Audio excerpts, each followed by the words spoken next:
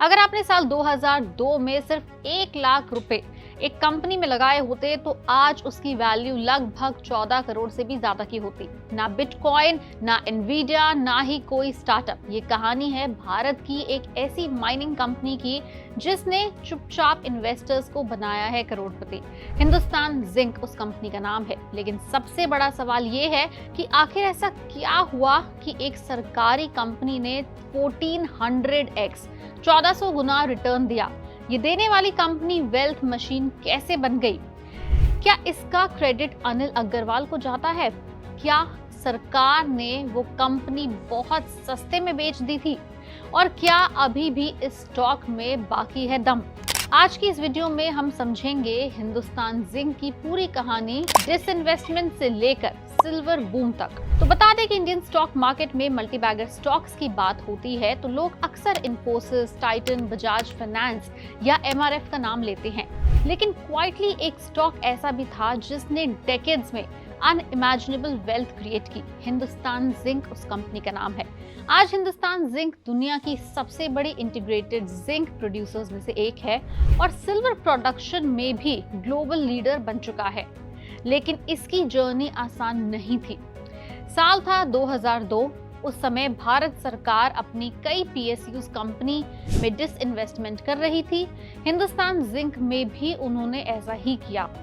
Government ने अपनी 26% controlling stake बेच दिया अनिल अग्रवाल की स्टरलाइट इंडस्ट्रीज को। डील वैल्यू थी सिर्फ लगभग 445 करोड़ रुपए। उस समय शायद किसी ने नहीं सोचा होगा कि ये डील इंडियन कॉर्पोरेट इंडस्ट्री की सबसे सक्सेसफुल टर्न अराउंड्स में से एक बन जाएगी। इसके बाद साल 2003 में स्टरलाइट इंडस्ट्रीज ने एडिशनल 19% स्टेक भी खरीद लिया, लगभग 324 करोड़ रुपए में। यानी कुल मिलाकर करीब 769 करोड़ में कंपनी का कंट्रोल प्राइवेट हैंड्स में चला गया। आज हिंडसाइट में देखें तो कई लोग कहते हैं कि गवर्नमेंट ने हिंदुस्तान जिंक का बहुत सस्ते में सौदा कर दिया था। लेकिन उस समय कंपनी की कंडीशन बहुत ही अलग थी। प्राइवेट मैनेजमेंट आने के बाद सबसे बड़ा ऑपरेशनल एफिशिएंसी में चेंज हुआ। अनिल अग्रवाल लेड मैनेजमेंट ने अग्रेसिवली फोकस किया कुछ चीजों पे, जैसे mining expansion, cost reduction, technology upgrade, production efficiency, global competitiveness. धीरे धीरे हिंदुस्तान जिंक सिर्फ एक पीएसयू नहीं रही बल्कि एक प्रॉफिट जनरेटिंग मशीन बन गई। और इसका असर नंबर्स में भी साफ देखने को मिला। फाइनेंशियल ईयर 21 में कंपनी का रेवेन्यू था लगभग 22,600 करोड़ रुपए, जो कि फाइनेंशियल ईयर 26 तक यही रेवेन्यू बढ़ के पहुंच गया लगभग 40,800 करोड़ रुपए के करीब, यानी लगभग 81% ग्रोथ। अब प्रॉफिट देखिए। एडजस्टेड पैट फाइनेंशियल ईयर 21 के 8,000 करोड़ से बढ़ के 26 में लगभग 13,800 करोड़ तक पहुंच गया है। और लेटेस्ट क्वार्टरली नंबर्स तो और भी शॉकिंग थे। जनवरी मार्च क्वार्टर में नेट प्रॉफिट 68% बढ़ के 5,033 करोड़ पहुंच गया। रेवेन्यू 49% बढ़ के 13,544 करोड़ पहुंच गया। यानी बिजनेस अभी भी स्ट्रॉन्ग मोमेंटम में ही है। अब सबसे माइंड ब्लोइंग पार्ट ये है कि कंपनी क्लेम करती है कि डिसइन्वेस्टमेंट के बाद हिंदुस्तान जिंक ने शेयर होल्डर्स को 1400x से ज्यादा का रिटर्न दिया है। 1400x का मतलब आप समझते हैं? अगर किसी इन्वेस्टर ने साल 2002 में मानो 1 लाख रुपए लगाए होते तो आज उसकी कीमत होती लगभग 14 करोड़ रुपए से भी ज्यादा। और इसमें डिविडेंड्स भी शामिल हैं, यानी सिर्फ स्टॉक प्राइस एप्रिसिएशन नहीं बल्कि रेगुलर कैश पे आउट्स भी शामिल है। CAGR यानी कंपाउंडेड एनुअल ग्रोथ रेट करीब 33% के आसपास रहा। स्टॉक मार्केट में लगभग 15 से 18% CAGR शानदार माना जाता है। 33% CAGR overall 24 years, practically unheard of it.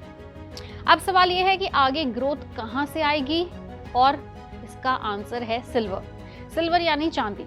Hindustan zinc आज चांदी प्रोडक्शन पर अग्रेसिवली फोकस कर रहा है। इंटरेस्टिंग बात यह है कि इंडिया में कुछ साल पहले तक सिल्वर प्रोडक्शन की कोई बात नहीं होती थी, हिस्ट्री ही नहीं थी। लेकिन आज हिंदुस्तान जिंक ने सिल्वर आउटपुट बढ़ा के 627 टन तक पहुंचा दिया है। सिल्वर अब सिर्फ ज्वेलरी मेटल नहीं रहा है, इसका इस्तेमाल तेजी से दूसरे सेक्टर्स में भी बढ़ रहा है, जैसे कि solar panel, EVs, electronics, semiconductor application, green energy technologies यानी एनर्जी ट्रांजिशन का डायरेक्ट फायदा सिल्वर डिमांड को भी मिल सकता है। और यही हिंदुस्तान जिंक के फ्यूचर ग्रोथ स्टोरी का बहुत बड़ा पिलर बन सकता है। कंपनी ने यहाँ भी स्मार्ट स्ट्रैटेजी अपनाई है। मैनेजमेंट का कहना है कि अगर जिंक प्राइसेस वीक होते हैं लेकिन सिल्वर प्राइसेस स्ट्रॉन्ग रहते हैं तो भी कंपनी प्रोडक्शन मिक्स को लीड सिल्वर की तरफ शिफ्ट कर सकती है, यानी प्रॉफिटेबिलिटी को प्रोजेक्ट करके वो कोशिश कर सकती है। ये फ्लेक्सिबिलिटी माइनिंग बिजनेस में बहुत बड़ा एडवांटेज माना जाता है। अब कंपनी सिर्फ माइनिंग जाइंट नहीं बनना चाहती बल्कि सस्टेनेबिलिटी पर भी फोकस कर रही है।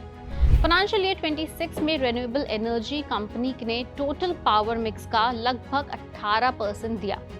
फाइनेंशियल ईयर 27 तक ये 30 to 35% हो जाने का टारगेट भी रखा गया है और फाइनेंशियल ईयर 28 तक का टारगेट है ऑलमोस्ट 70% रिन्यूएबल पावर यूसेज। इससे फायदा क्या होगा? इससे लोअर एनर्जी कॉस्ट होंगे, बेटर ESG प्रोफाइल बनेगा, ग्लोबल इन्वेस्टर्स अट्रैक्ट होंगे, कार्बन फुटप्रिंट रिडक्शन होगा। आज international investors ESG focused companies को ज्यादा प्रेफरेंस दे रहे हैं।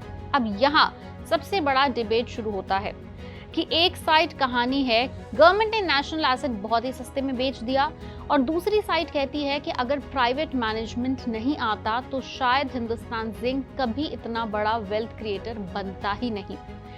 सच शायद दोनों के बीच में ही है, लेकिन एक चीज क्लियर है कि Hindustan zinc Indian stock market history की सबसे extra ordinary turn around stories में से एक है। एक सरकारी कंपनी, एक कंट्रोवर्शियल डिसइन्वेस्टमेंट और 24 साल में 1400x रिटर्न। हिंदुस्तान जिंक की कहानी सिर्फ एक स्टॉक की कहानी नहीं, ये कहानी है विजन की, एग्जीक्यूशन की और लॉन्ग टर्म इन्वेस्टमेंट पावर की। अब बड़ा सवाल आपसे, क्या आने वाले 10 सालों में सिल्वर हिंदुस्तान जिंक को और भी बड़ा मल्टी बैगर बना सकता है या नहीं?